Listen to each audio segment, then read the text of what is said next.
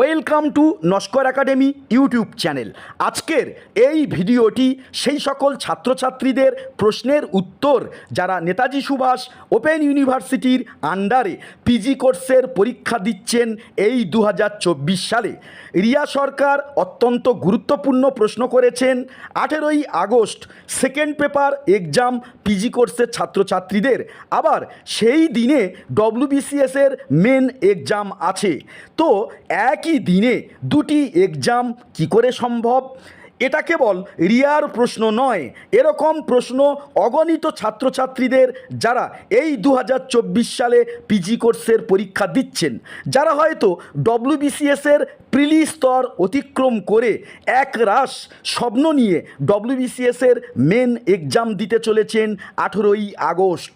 কিন্তু তাদের কাছে একটা প্রশ্ন, 18ই আগস্ট যদি এনএসইউর সেকেন্ড পেপার পরীক্ষা হয় তাহলে ডব্লিউবিসিএসের মেন পরীক্ষা দেওয়া যাবে না, তো শখের চাকরির সম্ভাবনা অধরা থেকে যাবে।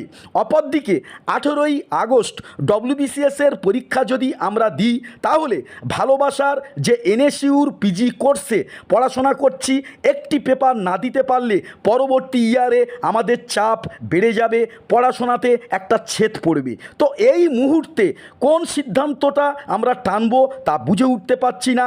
যদি কোনোভাবে 18ই আগস্ট পরীক্ষার ডেট চেঞ্জ হয় সেক্ষেত্রে সমস্ত সমস্যার সমাধান। তো এর উত্তরে বলি, আমি এক্সাম রুটিন চেঞ্জের ব্যাপারে দুইটি প্রধান যুক্তি দেখাবো। অবশ্যই করে শেষ পর্যন্ত দেখতে হবে, না হলে বিষয়বস্তু আপনাদের কাছে ক্লিয়ার হবে না। তো দেখুন, আগে অনেকবার বলেছি এনএসইউ ছাত্রছাত্রীদের প্রতি যথেষ্ট মানবিক। যখন সংখ্যাগরিষ্ঠ ছাত্রছাত্রী প্রবলেমে পড়েছে, এনএসইউ চেষ্টা করেছে ছাত্রছাত্রীদের পাশে দাঁড়াতে। সে রিনুয়াল হোক, সে এক্সাম ফর্ম ফিল আপ হোক, কিংবা অ্যাসাইনমেন্টের মতো গুরুত্বপূর্ণ বিষয় হোক। তো অতীত অভিজ্ঞতা থেকে আমরা আশা রাখতে পারি এনএসইউ এক্সাম রুটিন চেঞ্জের ব্যাপারে ইতিবাচক ভূমিকা নেবে। পূর্বের কয়েক বছরে কম্পিটিটিভ এক্সামের দিনে যে এনএসইউর এক্সাম ছিল সেগুলি এনএসইউ তৎপরতার সঙ্গে চেঞ্জ করেছিল। তো এটা একটা প্রমাণ।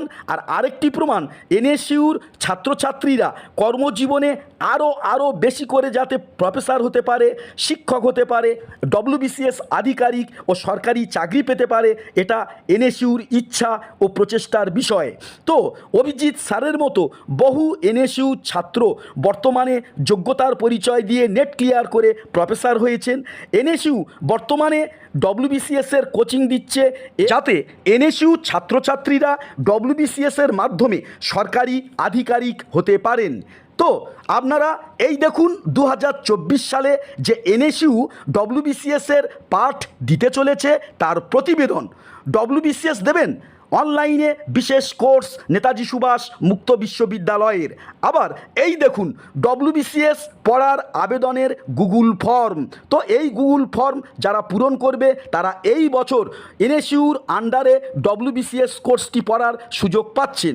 তো যে ইউনিভার্সিটি এনএসইউ ছাত্রছাত্রীদের ডব্লিউবিসিএস আধিকারিক হওয়ার স্বপ্ন দেখায়, সেই ইউনিভার্সিটি কখনো ডব্লিউবিসিএসের পরীক্ষার দিনে এনএসইউর পরীক্ষা রাখবে না। তো এই দুটি লজিকের উপর এই সম্ভাবনা প্রবল হচ্ছে এনএসইউর এক্সাম রুটিন আরেকবারের জন্য চেঞ্জ হতে পারে এবং হওয়ার সম্ভাবনাও রয়েছে। তবে আপনারা এনএসইউর নির্ধারিত এক্সামের ডেট অনুযায়ী পড়াশোনা করে যান। সেকেন্ডবারের জন্য যদি এক্সাম রুটিনে কোনো পরিবর্তন আসে অবশ্যই করে আপনাদের সাথে সাথে জানিয়ে দেব। এই কারণে চ্যানেলে যদি নতুন হয়ে থাকেন এবং সমস্ত আপডেটগুলি পেতে অবশ্যই আমাদের চ্যানেলটি সাবস্ক্রাইব করে রাখবেন।